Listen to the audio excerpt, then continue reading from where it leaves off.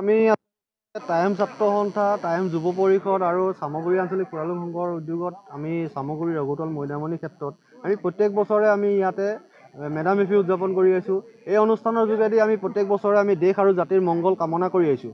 আপুনি এটা কথা উল্লেখ কৰিব লাগিব যে এইখিনিতে যে মানৱ সভ্যতাৰ যেতিয়া বিকাশ হৈছিলে, এটা কথা যে তেওঁলোকে যিসমূহ প্ৰাকৃতিক উপাদানে তেওঁলোকক সহায় কৰিছিলে, তেওঁলোকক শক্তি দিছিলে, সেই উপাদানসমূহক পূজা অৰ্চনা কৰা প্ৰত্যেকটো আচলতে মানৱ সভ্যতাৰ এটা পৰম্পৰা আছিলে।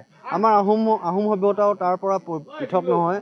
আমাৰ এতিয়া ক'বলৈ গ'লে খাম আপোনাৰ জলাধিপতি, জলৰ অধিপতি তেখেত আইলেণ্ডিন, স্থলাধিপতি জানচাইহুং তেখেত দেৱগুৰু, ফানুৰু লেংডন তেখেত স্বৰ্গৰ অধিপতি, এনেধৰণৰ কৰি পিনি আপোনাৰ 10খন মেহেঙা পাতি যিসমূহ আচলতে প্ৰকৃতিৰ যিসমূহ উপাদান আছে, উপাদানে মানৱ জাতিক আচলতে জীয়াই থকাৰ প্ৰেৰণা দিছিলে, সেই উপাদানসমূহক পূজা অৰ্চনা কৰি আহিছে প্ৰত্যেক বছৰে।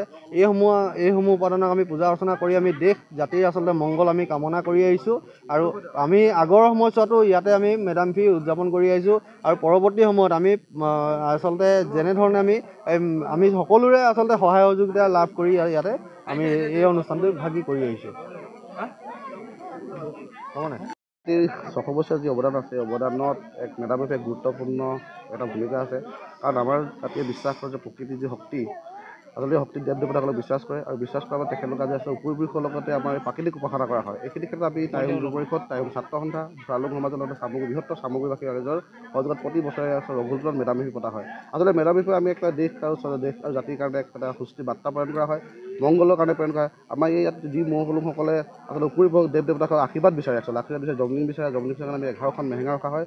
তাৰ ভিতৰতে ইয়াৰ ভিতৰতে যি প্ৰকৃতিৰ দেৱ দেৱতীসকল আছে তেখেতক নৈৰব্য উপাসনাৰ লগতে দিয়া হয়। এইখিনি ক্ষেত্ৰতে আমাৰ প্ৰতি বছৰ যি এই মেডাম মেফি আমি আশা কৰোঁ যে ভাবোঁ যে দেশ আৰু স্বজাতিৰ মংগল হওক আৰু জাতিটো দীৰ্ঘজীৱী হওক।